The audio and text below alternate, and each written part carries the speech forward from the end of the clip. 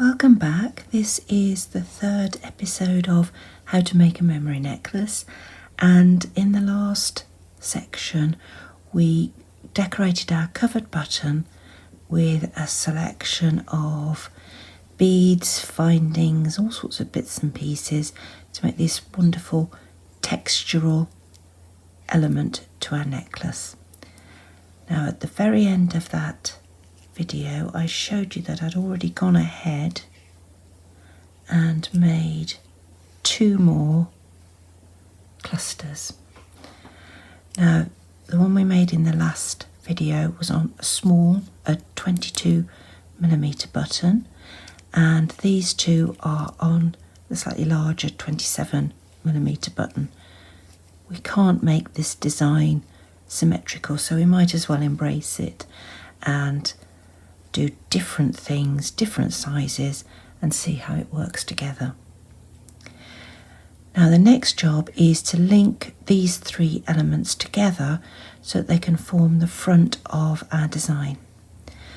Now I've had a little rummage round in my bits and pieces, and I've come up with this wonderful handmade beaded glass bead that was on this bracelet. Now I've never been able to wear the bracelet because it's too chunky, catches on everything, so I think that is going to go in there. That will be a wonderful link between those two. Now I've got to get these up the right way, because as you can see on this one I've got some long loops and dangles there, so my attachment point's about there, so the dangles go vertically. Now on the large central one I've got some vertical dangles and some loops and some little strawberries, similar to the way we put the berries onto that one, so that's how that will link on. So these are vertical, and between these two I've got this little bit of beadwork I did years ago. It's going to be a link on a bracelet, but that never happened, so I'm thinking it might be the link between those 2 elements. Now I think that's going to work okay, but I want something here that's going to balance this weight here. So I found a ring that was beaded a very long time ago, and I think I'm going to join that directly onto this smaller cluster that we made earlier, and that sort of gives us some balance. I think this silver part of this ring is going to have to be covered first, because at the moment it's really catching the light, so I have a feeling I'm going to be running some seed beads around there to cover it up, perhaps a few more extra beads as well, and that will give me the centre of my design. Now if I flip the elements over and look at this one first, you can see that we've got this little bit of fabric showing around the edge of the button here and around the edge of the button here, and that gives us the opportunity to stitch our links into place. Now I'm just going to be using a back stitch, which is very similar to a square stitch, just to join those 2 parts together. I will then do the same to join that onto there, and I'll also attach this bead to this section here through that wire loop, because I want there to be some flexibility. Obviously the stitches here are going to have to be very firm indeed. Here I can spread them out across a little bit of distance. So first things first, I need to attach my thread, and on this side where I'm going to be attaching beadwork, I'm going to be using a single thread, because I don't know how many times I've already been through the delica beads that are around the edge of that lozenge.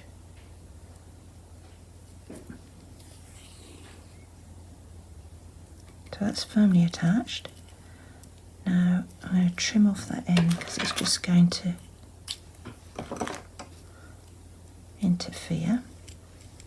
I need to make sure I've got this in the right place. So that's my vertical line down through there. That's where I'm going to want that to be vertical. I want that to work like that, so I need to move that up ever so slightly, I think. So the bottom edge of this square, this oblong rather, is approximately level with this little leaf, and the top edge is just behind this top pink bead, which is where I happen to be with my thread. And I'm just going to stitch through a delica on the edge and through my fabric. I need to make sure I go through the full thickness of the fabric. There's one back stitch, and then I can go through the same delica bead and the next one along.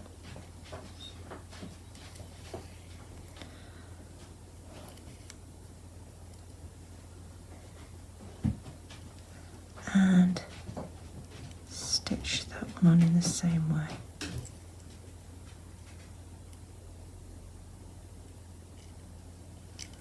I don't want to take too small a stitch through the fabric because it's a little bit more vulnerable than the beads. You don't want to put too much stress onto one part of the fabric because the underlying structure of the fabric might pull out of shape. So be more generous with the stitch through the fabric than you might otherwise be. Right, so I'm going to continue to back stitch along here, and I will join the other side to this element and I'll be back to you to show you the finished result. Here we are with those two sections joined together. Let me just flip that over, and you can see I've run the back stitch along the margins of both covered buttons, keeping everything nice and flat at the back. I actually worked the thread from here through here and then did this seam, but you might want to use two separate pieces of thread if you're doing a similar sort of join. Now I've also joined on that ring I was talking about earlier. I have put an extra row of seed beads around it to cover up the silvery ring, and I've stitched it very firmly directly onto the other side of the small covering button, and you can see now that we are starting to assemble the front of the necklace quite successfully. Now the next link is going to go out from the other side, and that's this rather beautiful handmade glass bead, and originally on the bracelet it was on 2 wrap loops, so I'm going to keep that because it just brings the bead far enough away from the back of the button so that it clears all the decoration I've put on. And similarly it's going to connect to this side directly onto the fabric around the edge of the button. Now on the back here I've attached this time a double thread because I'm only going to be going through one loop, and obviously I've got need to stitch it lots of times, so if I can make that as few times as possible with the actual stitches, that will be better. I'm just making sure it's all lined up nicely straight through the middle of the bead, and those 2 loops are in the same plane because they need to attach both to here and to the next button along. Right, here we go. So it's just a matter of stitching, and I want to make quite big stitches through the velvet, as I said before, not anything too tiny, because you're going to put undue stress on that small part of the fabric. So I'm going to stitch away and then I'll stitch back towards the attachment point for the next attaching stitch.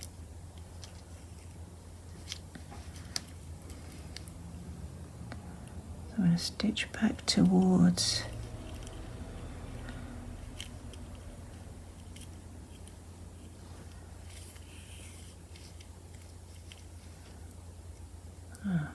double thread is not my favourite thing to work with, but sometimes it's by far the best option. So don't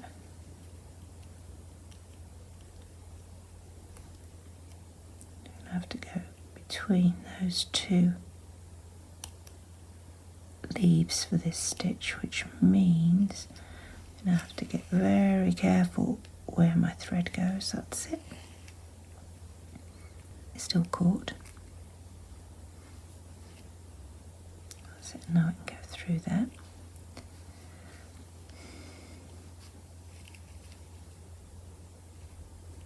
And through the fabric. Now try and go the other way.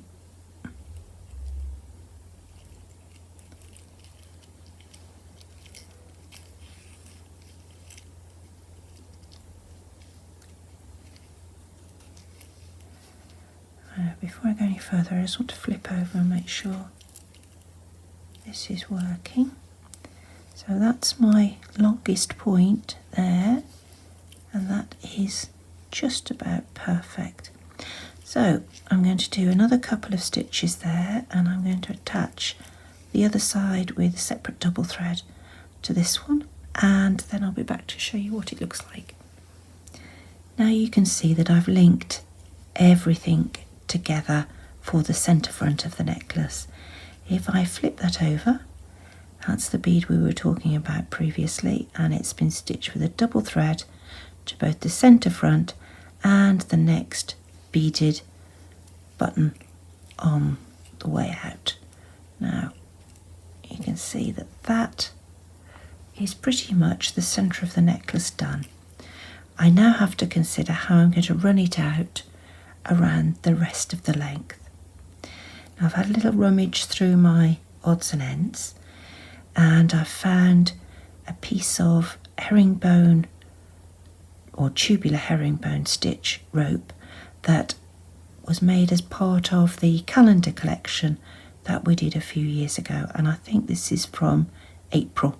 So it's nice bright red, pink, and this nice frosty red, and there's gold too, so it goes with our theme.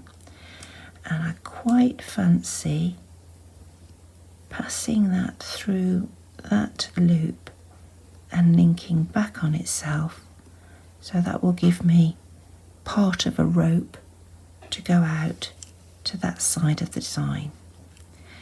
On this side I found this nice little square link, and that will go in very neatly there, and this square profile picks up on this oblong profile here, and this is my, or part of the collection of my favourite beads, so I think I'd like to put that in next if I can. Then I've got to work out what I'm going to do with the rest of the length, but that's for the next video. So thank you for watching up to now, and I hope you'll consider getting together a collection of beads to do something similar for yourself. See you next time.